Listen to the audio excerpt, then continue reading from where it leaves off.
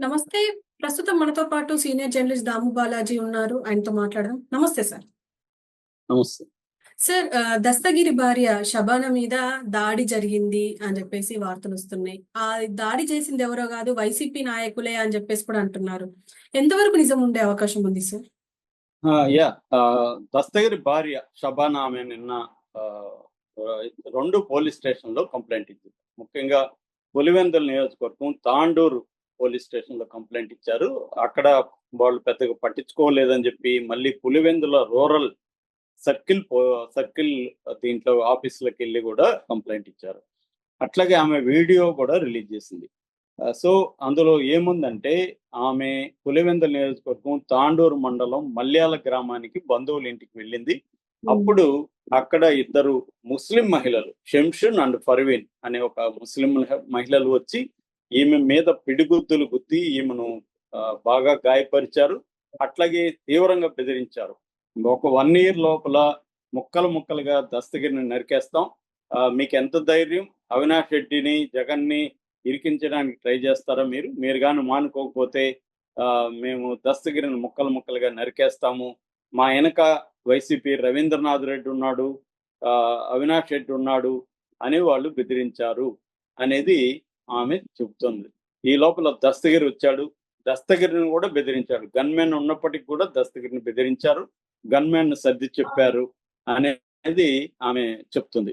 ఆమె తాండూరు పోలీస్ స్టేషన్‌కెళ్ళి అక్కడ తాండూరు ఎస్ఐ చిన్న పెద్దయ్య ఆయన పేరు. ఆయన ఈమెకి షబానా కంప్లెయింట్ ఇచ్చినప్పుడు, "అమ్మా ఇది ఆడవాళ్ళ గొడవ. నేను వాళ్ళకి సర్ది చెప్తాను. నువ్వు వెళ్ళిపో" అని చెప్పాడని షబానా ఆరోపిస్తుంది. దాని తర్వాత పులివెందుల వచ్చి అక్కడ సీఐ రమణ ఉంటే ఆయనకి కంప్లెయింట్ ఇచ్చారు.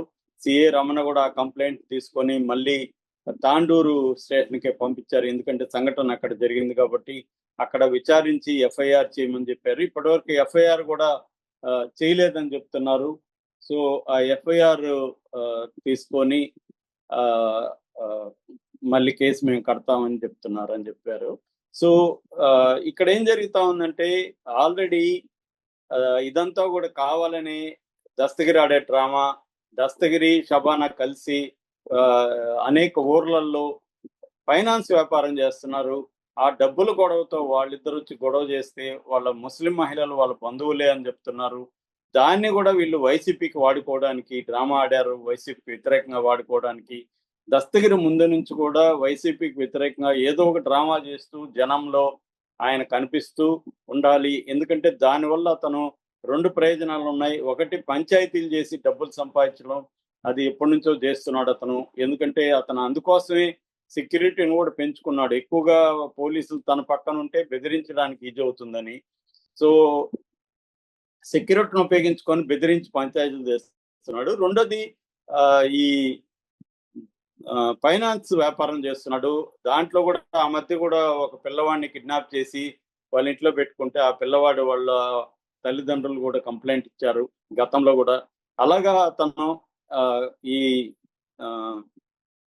పోలీసుల్ని సెక్యూరిటీని ఉపయోగించుకొని చేయడం, పబ్లిసిటీలో ఉండడం వల్ల తనంటే భయపడతారు జనం అని ఒక ప్లాన్ ప్రకారం వెళ్తున్నాడు అని చెప్తున్నారు. అట్లాగే వైసీపీ వాళ్ళు ఇంకొకటి కూడా చెప్తున్నారు. రేపొద్దున తెలుగుదేశం వాళ్ళే తనకేమన్నా హాని తలపెట్టి దాన్ని వైసీపీ మీద వేసేస్తారేమో అన్న భయాందోళన కూడా వైసీపీ వాళ్ళలో ఉన్నాయి. అంటే దస్తగిరికి మా నుంచి కాదు తెలుగుదేశం నుంచే డేంజర్ ఉంది అని వైసీపీ వాళ్ళు అంటున్నారు. అయితే దస్తగిరి మాత్రం నాకు వైసీపీ నుంచి నాయకుల నుంచి అవినాష్ రెడ్డి, తర్వాత డాక్టర్ చైతన్య రెడ్డి అంటే దేవిరెడ్డి, శివశంకర్ రెడ్డి అని A5గా ఉన్నాడు వివేకానంద రెడ్డి హత్య కేసులో. వాళ్ళ కొడుకు చైతన్యారెడ్డి కడప జైలుకొచ్చి కడప జైల్లో దస్తగిరి నిందితుడు కాదు, సాక్షిగా పరిగణించాలని సిబిఐ ట్రయల్ కోర్టులో పిటిషన్ ఇస్తుంది. ట్రయల్ కోర్టు కూడా దానికి అంగీకరించి దస్తగిరిని సాక్షిగా పరిగణించాలని ఆదేశాలు జారీ చేసింది. దీని మీద అవినాష్ రెడ్డి, దేవిరెడ్డి, శివశంకర్ రెడ్డి హైకోర్టులో పిటిషన్ వేశారు.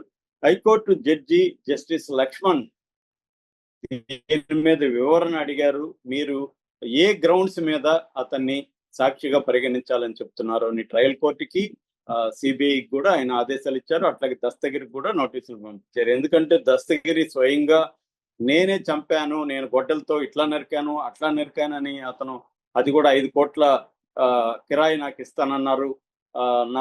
నేను ఆల్రెడీ ₹1,00,00,000 తీసుకున్నాను అడ్వాన్సు. అంటే డబ్బులు తీసుకొని నేను చంపడానికి వెళ్ళాను, చంపాను, నాతో పాటు వీళ్ళు కూడా చంపారు అని చెప్తున్న వ్యక్తిని ఎట్లా మీరు సాక్షిగా నేను దీని మీద చాలా వీడియోల్లో ప్రశ్నించాను నేను యాక్చువల్గా. అంటే న్యాయ వ్యవస్థను మనం ఎలా అర్థం చేసుకోవాలి? ఇప్పుడు ఫర్ ఎగ్జాంపుల్ నేను ఒక వ్యక్తిని చంపాలనుకున్నాను, ఒక ముగ్గురిని ఏర్పాటు చేసుకుని టీంని చంపేశాను.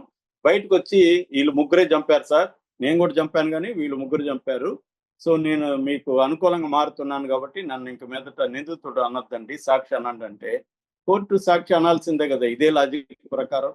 సో వాళ్ళతో ముగ్గురితో మాట్లాడుకున్నాను, మీ మీద వేస్తాను, నేను మీకు డబ్బులు ఇస్తాను, వాడిని చంపేసి నేను తప్పించుకుంటానని ప్లాన్ వేసుకున్నాం అనుకో, హాయిగా ఇదే చేసి ఎవడైనా. అంటే నేను నిజం చెప్పేస్తే నేను సాక్షి అయిపోతానా? ఇప్పుడు దస్తగిరి చేసిన పనేంటి? తనతో పాటు ఇంకెవరు చంపారో చెప్పాడు, అంతే కదా. సో అలా చెప్పిన దానికి అతను సాక్షి అయిపోయేటుకుంటే అందరూ అదే పని చేస్తారు కదా, హత్యలు చేస్తారు. ఇదిగో పలానోడు చేశాడు సార్, నేను కూడా చేశాను, ఆయన చేశాడంటే నన్ను వదిలేస్తారా? ఇది ఏ చట్టం చెప్తుంది ఇలాంటిది? సో ఇది ఎలా సిబిఐ అడుగుతుంది? సో ఇది అందరికి వచ్చే డౌటే. దీన్ని ఇప్పుడు జస్టిస్ లక్ష్మణ్ ప్రశ్నించాడు.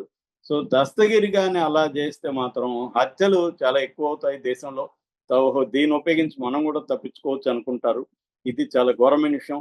దస్తగిరి అప్రూవర్గా మారినంత మాత్రాన అతన్ని హంతకుడు కాకుండా పైగా అతను కిరాయి హంతకుడు, అతనికి ఏమన్నా వ్యక్తిగత కక్ష ఇంకోటి కూడా ఏమి లేదు. డబ్బులు తీసుకొని హత్య చేసేసి నేను పశ్చాత్తాపం ప్రకటిస్తున్నాను అంటే మన న్యాయస్థానాలు వదిలేయాలా? సో ఏ చట్టం చెప్తుంది? అందరూ కూడా ప్రకటిస్తారు కదా అలాగా. అప్పుడేదో పొరపాటున డబ్బుల కోసం ఆశపడి చంపేశాను సార్, ఇప్పుడు నేను పశ్చాత్తాపడుతున్నాను, వదిలేయను అంటే వదులుతుందా? ఏ చట్టం చెప్తుంది అలా వదిలేయమని? సో ఇది ప్రాబ్లం అనమాట. అందుకనే మనకు వ్యవస్థల మీద నమ్మకం ప్రజలకు ఎందుకు పోతుందంటే ఇలాంటి కేసుల్లోనే పోతుంది. అతన్ని పదే ప్రతి ఛానల్కి ఇంటర్వ్యూలు ఇస్తూ డీటెయిల్గా ఎలా చంపామో చెప్తాడు. ఇక్కడేమో కోర్టు ఏమో అతన్ని సాక్షిగా మార్చేస్తుంది, నిందితుడు కాదని చెప్తుంది. ఇది ప్రాబ్లం ఉంది. అందువల్ల దస్తగిరికి ముందు నుంచి కూడా ఈ ప్రాబ్లం ఉంది. ఇప్పుడు తెలుగుదేశం ప్రభుత్వంలో పోలీసులే అతని కంప్లైంట్ను పట్టించుకోలేదంటే అతని కంప్లైంట్లో ఉండే నిజమేంటో మనకు అర్థం చేసుకోవచ్చు. అది కూడా 2 పోలీస్ స్టేషన్లో, తాండూరులో కానీ వాళ్ళకి తెలుస్తుంది కదా లోకల్గా. ఆ మహిళలు పర్వీను, శంషన్ ఎవరో ఎస్ఐకి తెలియదా? లోకల్ ఎస్ఐకి తెలుస్తుంది. తెలియకపోయినా పక్కన ఉండే వాళ్ళ స్టేషన్లో అడిగితే చెప్పేస్తారు 2 నిమిషాల్లో వాళ్ళు వైసీపీ వాళ్ళ కాదని. వైసీపీ వాళ్ళు అయితే మరి ఎందుకు అరెస్ట్ చేయరు వాళ్ళని? కాబట్టి వీళ్ళు అనవసరమైన రచ్చ చేస్తూ పాపులారిటీ కోసం ట్రై చేస్తున్నట్టు అర్థమవుతుంది. వాళ్ళని వైసీపీ వాళ్ళు అంటే వాళ్ళ మీద చర్యలు